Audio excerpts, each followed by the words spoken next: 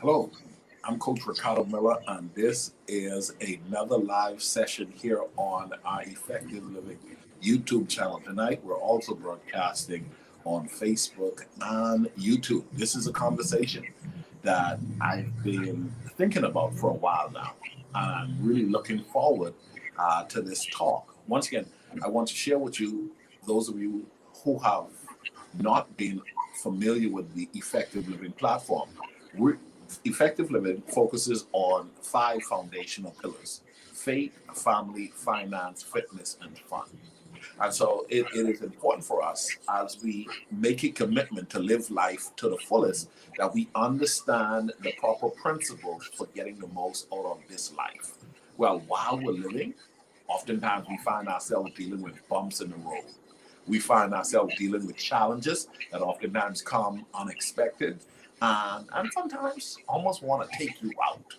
Well, tonight we're talking about Till Death Do Us Part. I'm talking with Miss Cynthia Ferguson, right here in the Dallas-Fort Worth area. Miss Cynthia, welcome to Effective Living. Thank you. Thank you for having me on. I'm excited about the topic. I know that sounds kind of crazy, but I'm excited because I don't only get to share, some things that have happened in my life, but I'm hoping that it will help somebody else, because this is real life, and the reality is it can happen. Right. You're so right, Miss Cynthia. There are people who are watching us tonight from around the world, and they want to know Cynthia Ferguson. So before we dive into our talk, tell our viewing audience a little bit about yourself. Sure.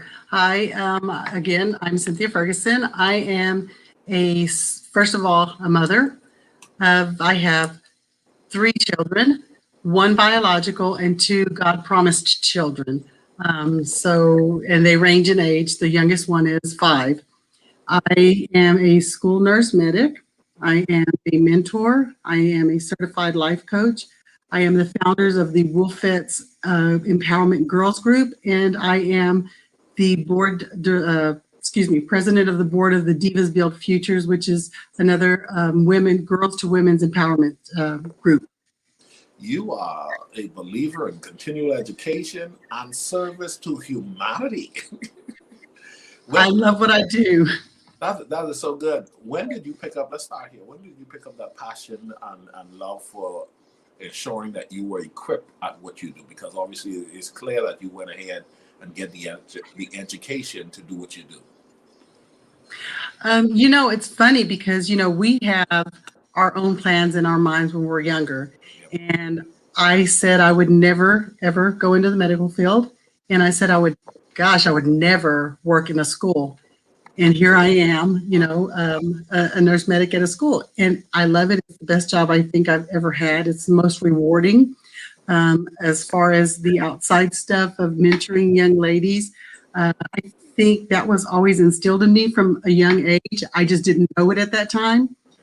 And then when there was a tragic family member of a sister, that's when the light bulb went off in 2002 that this is what I needed to be doing. And that's where I started my path on mentoring young girls. Wow, and you're doing a great job. I love what you guys are doing. Let's talk about tonight. Let's dive into our talk. You accepted my invitation to talk about the subject matter, Till Death Do Us Part. You want to share with our viewing audience, first and foremost, why you accepted the invitation? Well, I think it's important for people to know, again, that this is reality. This is real life, and it can happen. It can happen to any of us. We don't anticipate it. We don't think about it. We know we're all going to die one day, but we don't think that the person that we're with, that we're supposed to be with, could pass away. And if I could share my story and help somebody or make somebody realize there's some tough talks that you need to have with your spouse. You need to talk about, if something were to happen to each other, how would you handle it? What would you want to do? How would you proceed? I would want you to move on. And we had those talks when I was married, and we had those talks. We talked about, if something drastic, a tragic accident were to happen, he or I did not want to live as a vegetable. We talked about that. We talked about if something were to happen, the death of either one of us, how we would want them to move on and go on with life, as hard as it would be. So I think that's one of the major things that has helped me move forward in my life now. Let's start here, and thank you for sharing that. But you lost a loved one. Tell us initially about that. And I know this individual, but I want you to have the opportunity to go ahead and tell us about that initial experience. Sure, sure. Like I said, you don't ever think about it. In 2008, he had a stroke, which of course came by surprise to us. And he almost died from that. He spent 30 days in ICU. They didn't know from day to day if he was going to survive. So when he finally did get to the point where they knew he was going to survive, they did not know if he was going to know anything cognitively wise. They didn't know if he was going to be able to do anything. And, he had to learn or relearn how to sit up, how to talk, how to walk, how to swallow, things that we take for granted every day. And, it did affect him. He had some cognitive deficit, short-term memory loss. He had the physical deficit. And, I can't even imagine, because I know sometimes he would tell me he felt like nothing, because he was a man of always on the go, wanting to do something, wanting to serve, wanting to help, wanted to mow the lawn. And so I can't even imagine what a mindset would be for anybody who knows that they're here, but knows that they have that deficit, that they can't do the things that they wanted to. So from there, he started getting better. We worked. And the hard part about that was that, we had to make some real major adjustments, which we did. You just do what you have to do. And so here comes, that happened in 2008, 2013. The doctors had already told us that he should be fine as long as he took all his medication. He should be fine, for the rest of his life. And we don't know what the rest of his life was until the day that it happens. And out of the blue, he had a severe stroke that it took his life. I remember going into the hospital when they care flighted him home. And it was difficult, but I knew the medical side instinct. It happened. It jumped in. I came out. I performed CPR on him. But it just, when it's your time to go, I'm a true believer that, when it's our time, no matter where we're at, it's our time. So he went to the hospital. I remember seeing the CT scan that they showed us, and there was just nothing in the CT scan. So even if he were by the 0.5% chance that he would survive, he would be a vegetable. And so we had to make the difficult decision of taking him off life support, and that was a family decision. It was a tough decision, but we had already had that conversation. So I knew in my heart what he wanted. So it was tough. God has always given me the strength when I don't know what it is, but he knows to go through something. And it's like you get this burst of strength from just out of, it's not out of the blue. To us, it's out of the blue. But to God, he knew what I was going to need, and he provided it. And so, that's how we got to where he passed away in 2013. He was 52 years old. He was young. Is that 52? Yes, 52 years old. Let's pull back. I salute you, appreciate you, and thank you for wanting to share your story. I truly believe that this definitely has the potential to help a lot of people, as oftentimes we're not wanting to talk about the subject matter. There will be some people who probably just chose to not want to even hear it because they don't want to entertain the subject, Yes. entertaining the subject. Let's start there. You both chose to talk about some things that maybe at some highly spiritual sense you might have like, don't talk like that. Yes. Don't say that.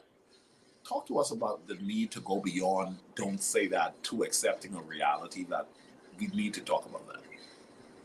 We did the same thing. It would be like, oh, I don't want to talk about that. Let's not, you push it off. I don't want to talk about that right now. Let's talk about it later, or let's, just don't put it in your mind. Like you said, you don't want to face the reality that it can happen, because when you take the vow of, till death do us part, thinking when we get old, when we're just old from just living, and that's when you die, you don't expect anything else, although we know it can happen. But yeah, we finally had to just really sit down, and it was a hard conversation. I remember sitting there and we were talking about it, and in my mind, I'm like, okay, don't listen, but I had to listen. And so once we started the conversation and stated, this is what I want. This is what I want. This is what I want you to do. It became a little easier to get it out there, because at that point, I'm like, okay, I really need to listen. I need to know, if something were to happen, what he wants done with not only him, because he did not grow up in Texas. His family was from Arkansas. So I needed to know that information. Did he want to go back there and be buried there? Did he want to stay here? And I needed him to know what my wishes were. I don't want to ever be in a position where I'm a burden to anybody, that I'm a vegetable and have to, I just don't want to live that way. I know it's a tough conversation, but it's one that I really, truly believe that people should have. And because it will help them down the line if something were to happen sooner rather than later. And it can still help you later as well, because you know what the wishes were. Let's help some people out. Let's roll back at the beginning. Sure. An incident occurs. He has to be hospitalized. Let's talk from your seat, the seat that you're sitting in. You get that call. There are people, everybody dreads a call like that. What was going on for you right then that kept you in your right mind to be able to get to him to basically assist at the very first time when this occurred? At the very first time, it happened when he was at home. He had his first stroke and the second one at home. But the first one, we had just come back from my son's championship basketball game. They won championship. We were celebrating. We went out to dinner. We came back. Next day, he was supposed to get up and go to work. And he usually got up about 4:45, 5, try to leave by 5, 4:30 to 5. And I want to say it was probably around 4 o'clock in the morning when I just felt a nudge, and he looked at me and said, "Are you okay?" And I looked at him, because that was an odd question to out of the blue in the middle of the night. "Are you okay?" And I saw what was going on. I saw just the look in his eyes. I knew something was going on.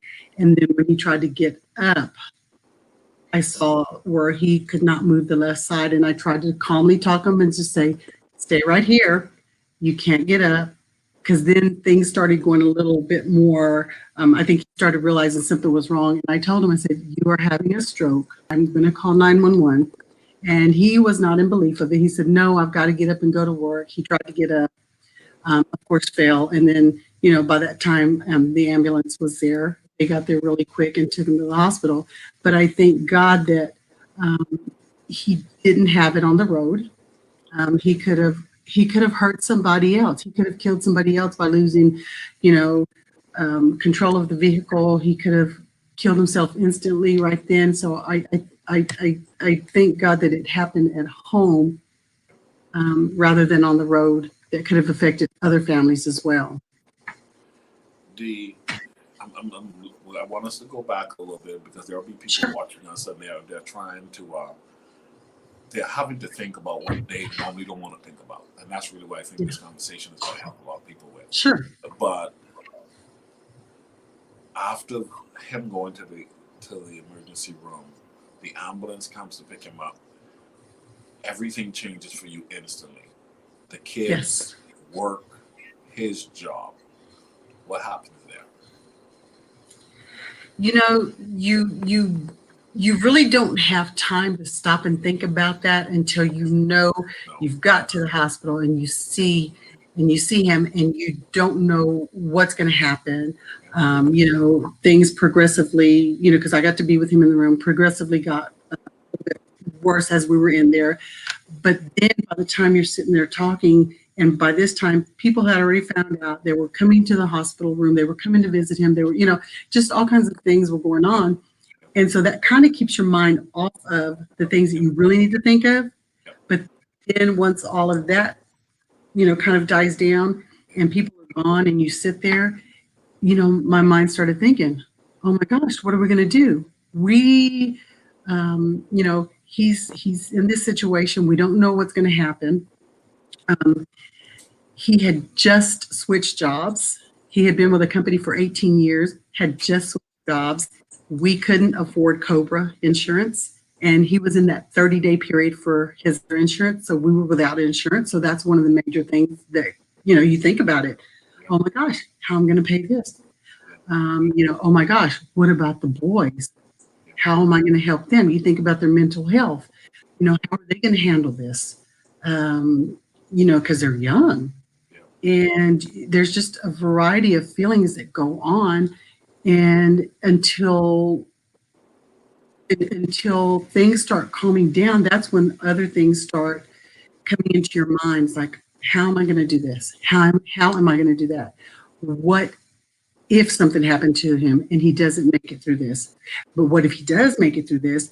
Is he going to be able to work again? I mean, you just have all kinds of emotions and feelings going on that you're just not too sure.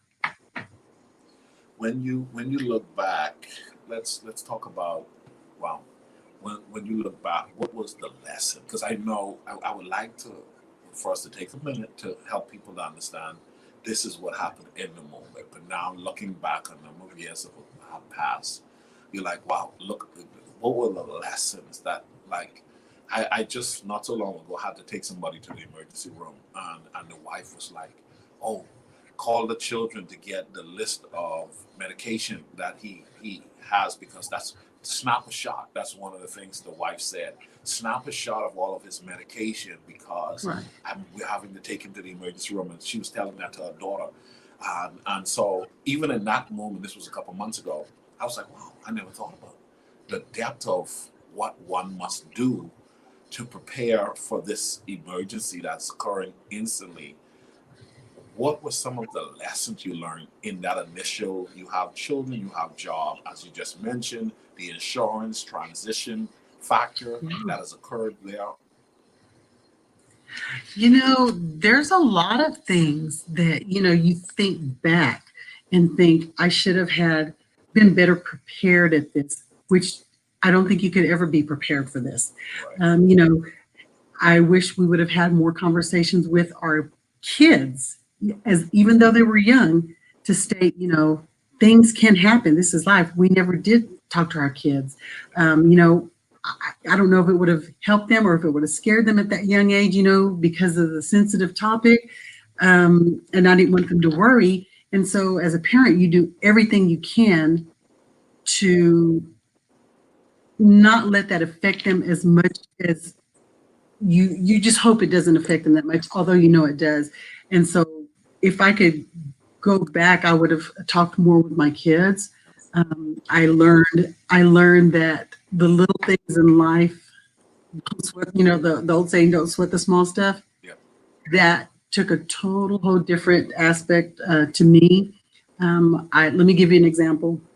I was always the one that, you know, no, I have the good china. We only use it for certain occasions. The sofas, you know, the things like that, the menial things. And after he passed, actually after he had a stroke, it's like I had to let go of some of that stuff because it's like sofas were meant to sit on, sofas were meant to get used. You know, dishes were meant to, just those little things. That it made me think back to, you know what, live life 100%. Don't hold back. Speak to people. don't hold grudges. If you're angry, which, we're human, we get angry at things. We want to, no, I'm not going to talk right now. Let them come to me. It's not worth it. You have to think of, if today is my last day, am I okay with everything and everybody?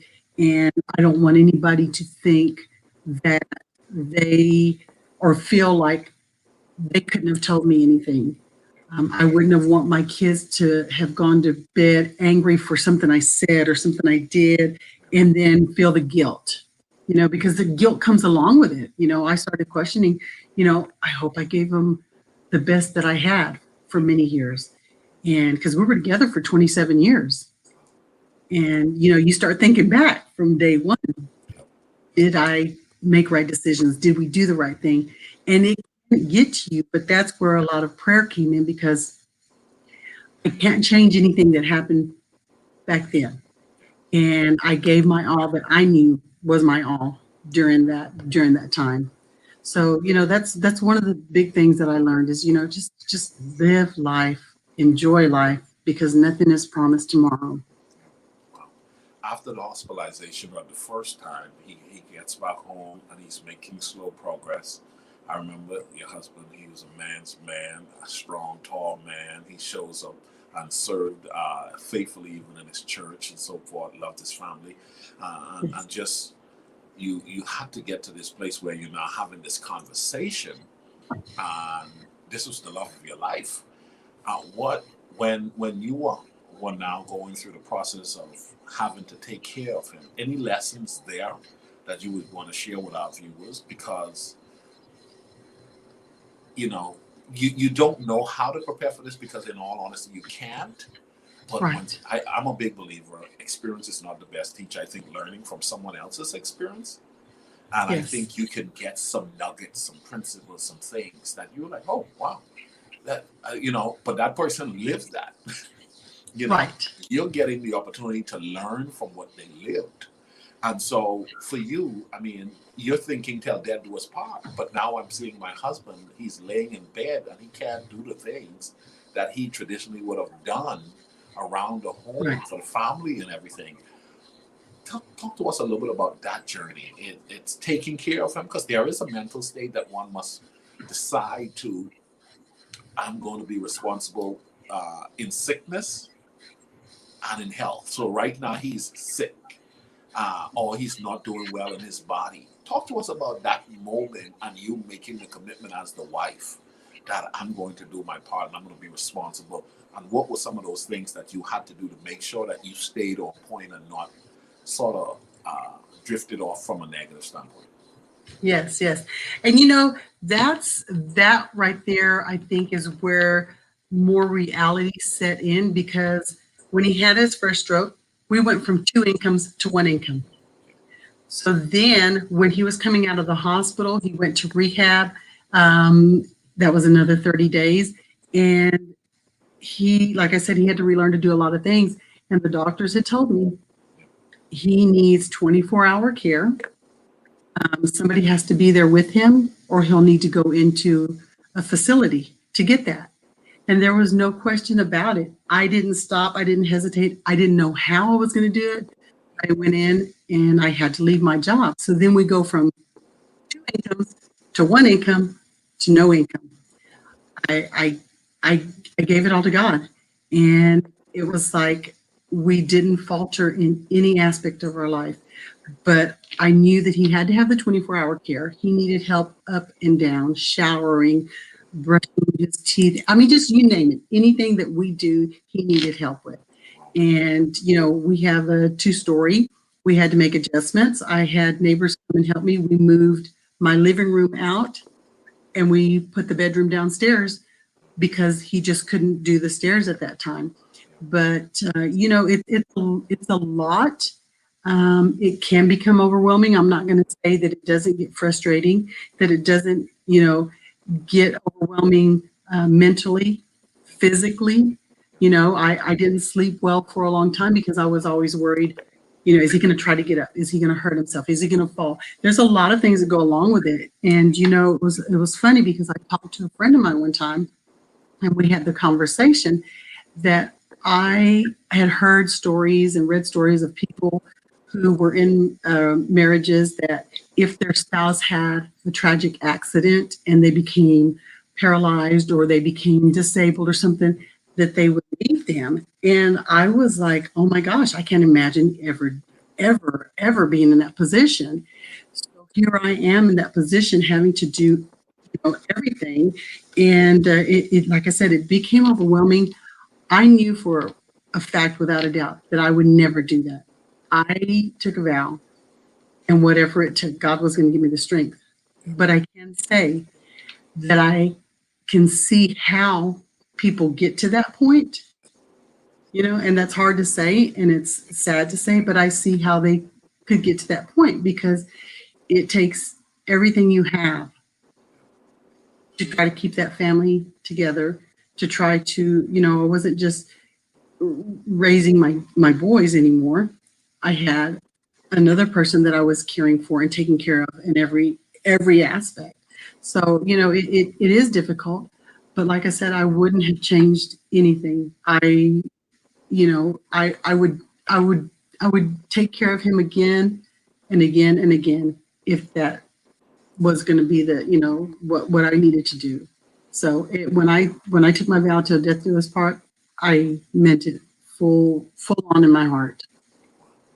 During you guys' conversation, or when you mentioned that both of you guys talked about, hey, I don't want to be a vegetable.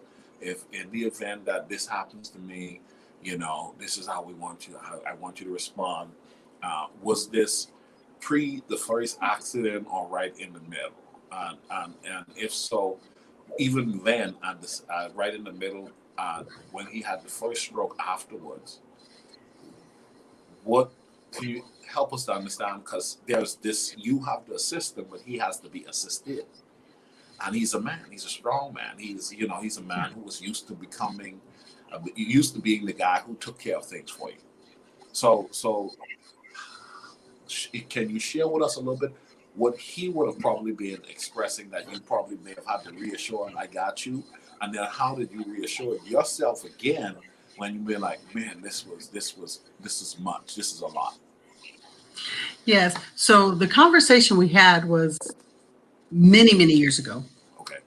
Before he ever had a stroke. It was many years ago. And we actually had the conversation and we talked about it a couple of times after that, just as bringing it up as a reminder. And I don't know if that was for a reason because we were going to go through that situation. But we talked about that, way before. During that was a tough time for me because I felt, I feel his pain of not being able to be, the man of the house to do the things that he wanted to. And he expressed that to me. One of the big things to him was, I'm, why am I here? I'm helpless. I can't do anything. Are you going to leave me? Are you going to leave me for somebody who can, be with you and take you out and do things with you? And so it was an emotional roller coaster for me, but that's not the part that bothered me. The part that bothered me was, how is he going to get through this? And how is he going to, get to the point where he can understand that I'm here for the long haul? And that was a tough one. That was a real tough one. When would you say if you could, say that you picked up the principle that you had that level of endurance inside of you, or you knew you would go to long haul? When you made the vow, you said it by faith, but did you know initially when you said that this is who I am, this is Cynthia Ferguson, I go hard no matter what, or was this something that was developed over time? When would you say you got an assurance that hands down, ride or die, I'm here to stay? Well, initially you say it and you mean it. And in life, things happen sometimes that, feelings change, minds change. There's a lot of things that happen. When we got married, I meant it 100%. But to answer the other part of the question is that it adds up over the years.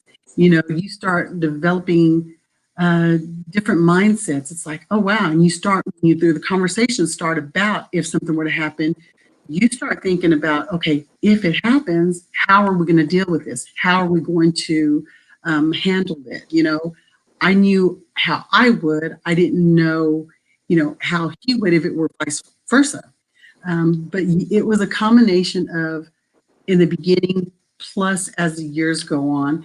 But when that happened, I knew right then and there, even stronger, that I mean, I'm in it for the long haul, no matter what thoughts are coming or Yeah. what, you know, people are saying, you know, it's hard on you, it's this and that. And I had wonderful people around me. I had a big support system. Oh my gosh, so much support, which that helped because you need people.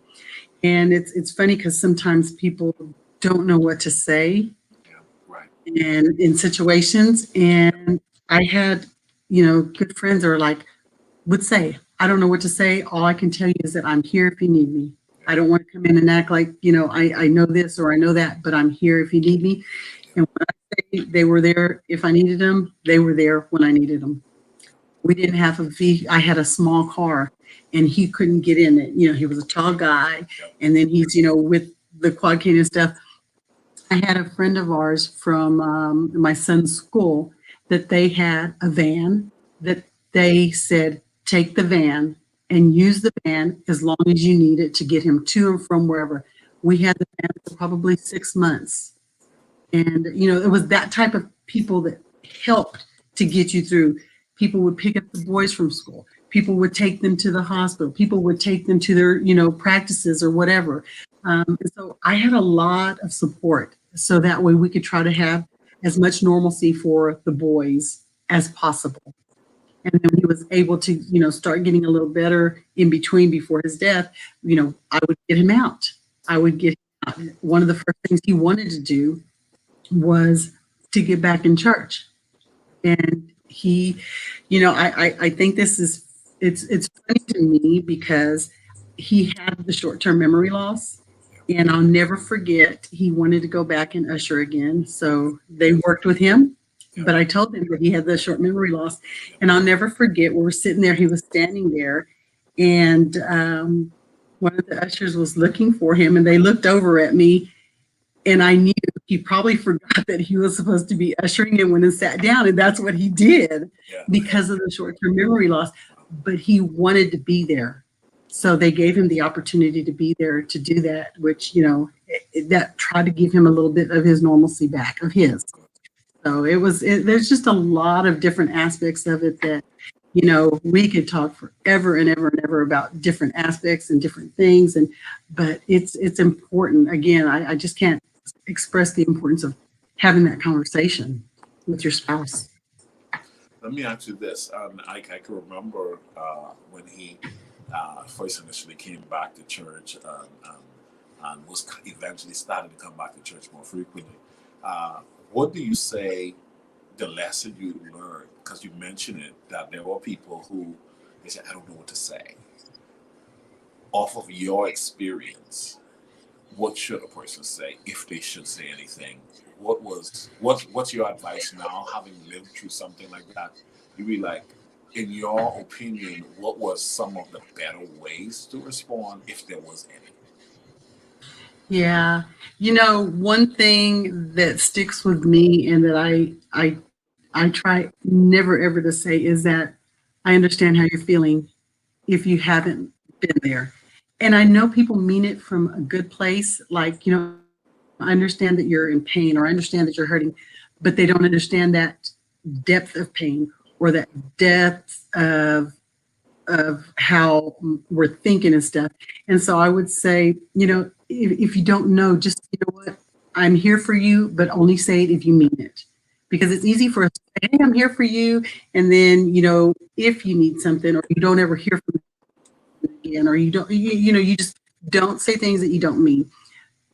Hugs, prayer, you know, just be real with your feelings. And if you don't know what to say, then just tell them, say, you know what, I don't know what to say to you, but I love you. I Right. want to pray for you or whatever. So yeah, don't say anything that you don't mean or that you can't back up if you offer. During that time, the faith factor. We knew he wanted to get back to church. You guys loved God. I mean, you guys were strong. In serving in your church, you're strong in fellowshipping with God in your home and so forth. Was there any moments you thought, God, why? And was there a questionable moment, God, I don't know if I can still believe after having gone through this. What was the faith factor along the journey? What was You that like? know, yeah, I did. I would question sometimes, why now? Yeah, Why our family? Why, with the boys? There was a lot of whys, yeah, but I never lost my faith. It made me pray harder for more faith and more strength. I never thought, you know what, there is no God because God wouldn't allow this to happen and stuff. And I've had family members who have been through that. yeah. And then after, they start healing and stuff, they realize, that that wasn't it. It didn't to me. It was opposite. I think I went more um, with believing because the reason I believed more is because how can I get through something so tragic in my life and still be walking and able to do it and have the strength to do it and have the knowledge to do it and have the wisdom to do it? I couldn't do that on my own. There's no way. There's no way I could do that on my own. So that made me believe even stronger that yes, God is with us. He is a faithful God. He's bringing me through this, and He's going to take me even further. So it made me grow in my faith even more. What would you say during this whole experience that you had to walk through was your greatest life lesson overall? Oh wow, wow. You can never be prepared for anything that happens, whether it's a spouse, a family member, a parent, or whatever. You anticipate that you're going to be with your loved one, till you grow old, just to grow old with them. And I just learned that, you have to enjoy life. You have to live life to its fullest. You can't be afraid. And I'm still dealing with some things like that. If I'm afraid to do certain things and I'm trying to work through those things. Um, but I want to live life and enjoy it where I don't have any regrets that I didn't say something that I should have, that I didn't do something, try something, you know, eat something that I've never had. I'm working on that because I'm very picky about things, just little things like that. And, the old saying that's around that live, laugh, love, you have to do that. You know, being there for my children was my main strength that God gave me. My boys did not ever see me. They always saw me on the go, on the go, on the go. I had to be the strong one.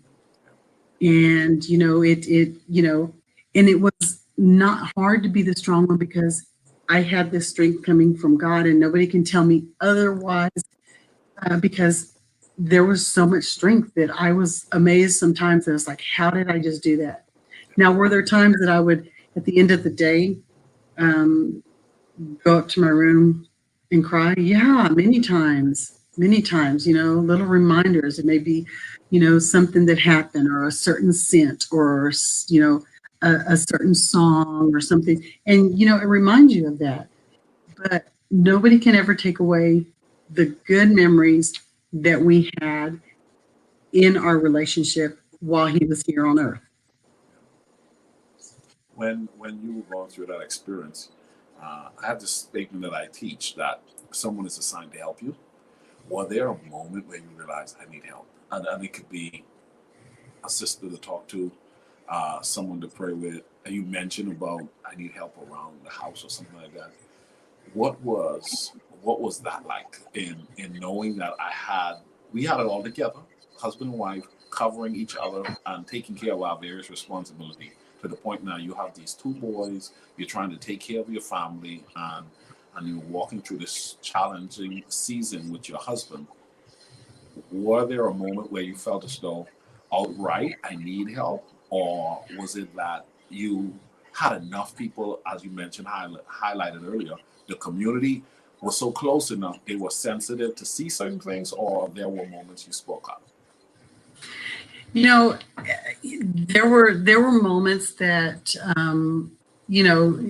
I was so used to being independent. We were so used to being independent, not having to rely on anybody. If we had it, we had it. If we didn't, we didn't. When, like I said, you go from two incomes to none. And so here we are, still had a mortgage, still had a car payment. Both of my boys were in private school, utilities, groceries, gas. We had all of these things that you need to survive, and no income coming in. And, there were some things that we had to adjust. I could sit there and write everything and be in the red on paper, but every month, every bill was paid. Every bill was paid. We survived. One of the moments that I realized that I needed to reach out for somebody, and it was very difficult for me, because I had a friend of mine tell me, she says, you really need to go apply for government assistance to help you get through this period until you get, Social Security. And I'm like, no, I'm good. We're good. We'll make it, because I really thought we could. And I sat down and I was looking at my boys and I was like, how selfish of you, Cynthia. Your boys need to eat. They need the same thing. And that right there was so hard for me to go into the office and apply for food stamps. Do I ever regret it? No, because I would do what I needed to do to make sure that my family was fed. And that was one of the first challenges that I had, as far as reaching out for help. I've been blessed that I haven't had to do, much more than that. We lived off of Social Security. Even with his Social Security coming in, my boys were able to still continue with their private school. I can't explain how the numbers worked. I won't try to explain, because it worked. It did. The term "till death do us part." What is it? What about that statement that a lot of people don't really understand, that you've come to accept or pretty much experience, that you probably want our viewers to capture? When you say it, if you're just getting married, if you're in a marriage, you need to really examine what that means. And it may be different for every couple. It may be different for every individual, but you need to examine, look at it, dissect it, till death do us part. Does that mean the death of the marriage, the death of a spouse, the death of, something else that's going on? And, you have to know what it means to you. For me, it meant, especially after, the stroke and his illness and stuff, to me, it meant, if I were to have to be his caregiver for the rest of, 20 more years, 30 more years, I was, in my mind and in my heart, that's what I would do. And so you have to really know the true meaning in your relationship, what it means, and understand that you have to be faithful with what's your intentions. And, because we all have good intentions, and we can say, hey, I know I'm going to do this and that. I learned to say, never say never, because you never know how you're going to react in a situation. You never know how it's going to affect you. We can only think, oh my gosh, if that were to happen to me, I would do this, and this. And it's not as easy as it seems. So just make sure that you understand, till death do us part, what it truly, truly means. It's amazing you said that. I want to just plug this personal connection there with that statement. A couple of years ago, I filed for divorce, and I was thinking about that statement because that was one of the statements I really, Miss Cynthia, took the time to dissect that vow. And I was like, rich or for poor, till death do us part. To health, and sickness and so forth. And I remember thinking about that, and then I found myself through a bumpy season, and I had to pray to God about what's going on here because I'm in it to win it. I'm in it to win it, and so I can't imagine when we get these bumps in the road, be it sickness or death. For me, my statement that released me was, if the statement that really released me was just protecting me. That was the only thing. My thing was, no matter what happened to her, I got her back. And it was like I felt a lot of what you were saying there. No matter what, I have her back. Mm-hmm. And so my question to you is, now you made this commitment to stand on this principle, which is so great. I love the fact that you allowed yourself to, live this out even during the most challenging of moments. It's been a few years now since your husband has gone on. The statement of loving again, deciding to, what some would call move on. Talk to us a little bit about that. And I was listening to a prior one with Twyla Marks, is that her name? And, yes. She had mentioned something about, there's a grieving period, and, you're going to have people who always are going to say, that's too soon. That's not long enough. Why are you doing this? Why are you doing that? Each of us have our coping mechanism within us that gets us through that. In my situation, although I left my husband, I didn't lose him in 2013. I lost him in 2008 when he had his first stroke. And so, there was a lot. I lost him not physically, but I lost him in other aspects of our marriage, And so after his death and stuff, I was able to refine myself. And I think that's one thing, whether it's the split of a relationship, whether it's death, you have to refine yourself and learn about yourself, because the single individual that we knew way back when is totally different from the single individual now. We've grown, we've matured mentally, emotionally, spiritually. So I had time to refine myself. And I remember praying to God that, Lord, if and when you ever find it in the cards for me to have someone else in my life, this is what I need. This. I need the person to be a God-fearing man, first of all. And the other things, I just need to be compatible. I didn't care about really a lot of others, but I had to ask God that if it was ever in my cards again, that this is what I need. And I did eventually, a couple of years, find somebody, and I've been blessed. I met a wonderful man. He is, amazing. He treats me like a queen. My friends tease me because they said he spoils you. And, I feel like I've been blessed. I've been blessed because God saw enough in me to not only give me a good man in my life that passed away, but he's given me another good man in my life. And I just, it's kind of bittersweet, but I feel so blessed because I'm happy. I'm very happy in my life. I'm very pleased, and I love who I am right now. I love the things I'm doing right now. I love the relationship I'm in right now. I love the relationship with my grown sons right now.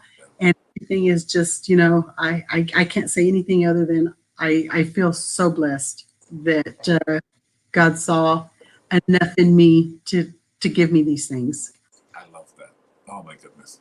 Ladies and gentlemen, that's why we have Cynthia Ferguson joining us here on Effective Living, because that's really what it's all about. It's not about the cards that have been dealt to you, it's how you're playing the cards that have been dealt to you.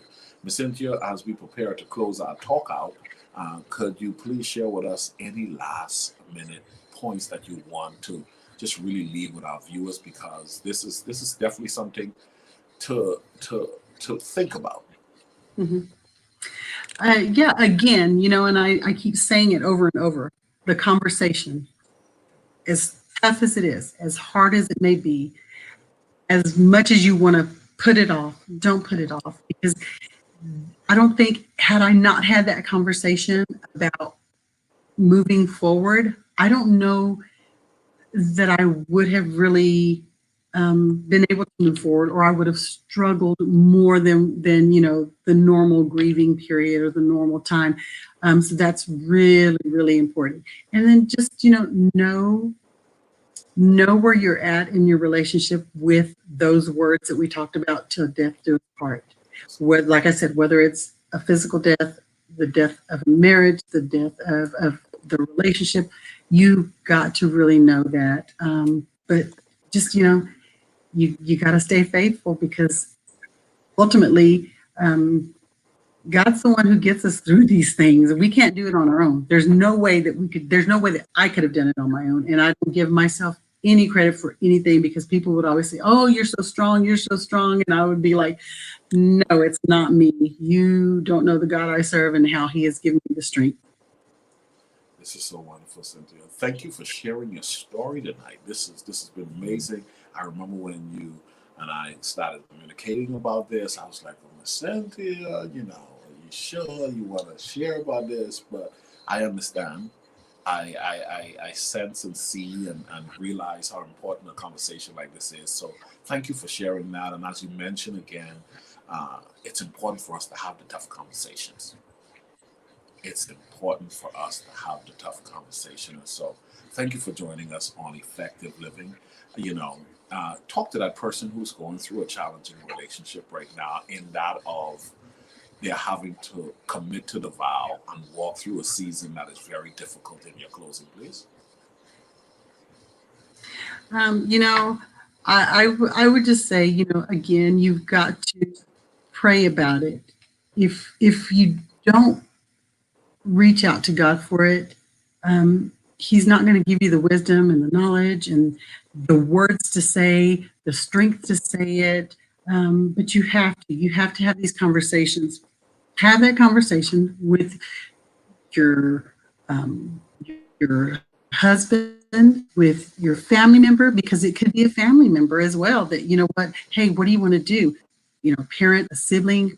We don't know. We think we know what they want, but in reality, we may not know. Hey, I want to be buried here. I want to go back to my home and be buried with family. Talk to family members. Talk to your spouse's family. Y'all have to be all on the same page, because the last thing you want is, what you and your husband talked about. The family comes in and says, no, no, no, no, and we're blessed because we included everybody in what we were going to do and how we were going to do it. So again, conversation, conversation, conversation. Have that tough. It can be sad conversation, but in the long run, I think that it will help anybody who is going to have to deal with a situation like this. It helped me. So good. Ladies and gentlemen, tonight we were joined with Cynthia Ferguson, Till Death Do Us Part. I so appreciate the lessons she has shared with us tonight and her experience. May God continue to bless you. I'm so happy for you. Your commitment to deciding to continue to live, and your commitment to walk with your husband through those most challenging times. We salute you for being a phenomenal example and for being strong, even as you mentioned. We know it was God's strength keeping you in the Right. midst of it all. Thank you, thank you, thank you. Ladies and gentlemen, if you enjoyed this talk and saw that this is a message that needs to be shared, make sure you tag someone and invite others to listen in on a message like this, because that's the goal. The goal is to help others to think about what they may have not wanted to think about prior to a moment like this, because life is real. It presents us curveballs. It presents us bumps in the road. The truth of the matter is, you can stand so much more than you think you can stand. You just got to decide that I'm going to win, advance, and conquer all of those bumps with the help of the Lord. Ms. Cynthia, once again, thank you so much. It was a great talk to enlighten and strengthen those who may be at this particular junction or having walked through it but don't know how they should continue to move on. You gave us some examples, and we appreciate you for it. Thank you. Thank you for having me on.